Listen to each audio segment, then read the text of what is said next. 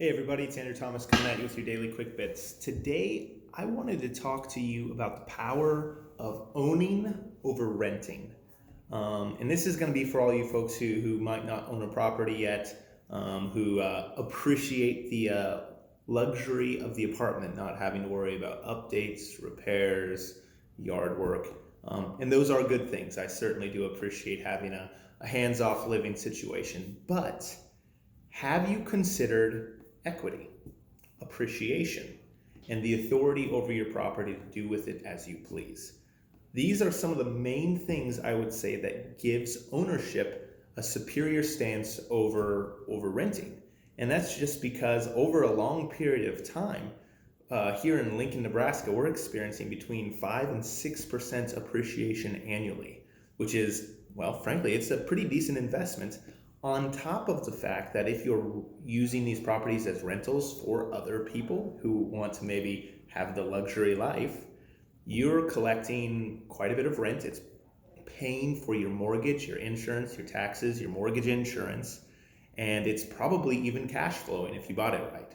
And by doing a couple of these things early on, for example, even if you're just wanting to buy a house to live in, doing that early on will give you excessive quantities of wealth later on, because every month, yes, you're paying your $1,000 for your home like you would your apartment, except at least a third of that is going into the equity of the property.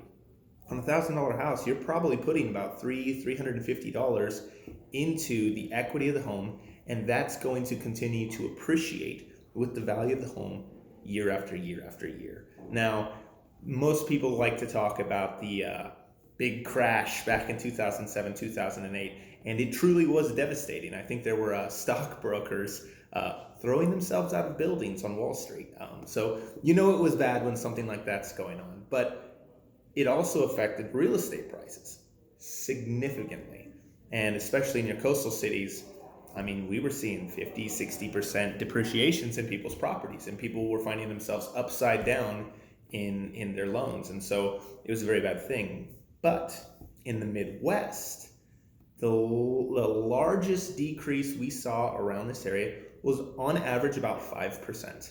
And so being in the Midwest and without having a very aggressive, explosive, appreciative market like they do in LA, we found ourselves being quite insulated from the negative effects of a stock market crash or a real estate housing crash. And so I know with the COVID virus, a lot of people are concerned, hey, what if I buy a house and the housing market crashes?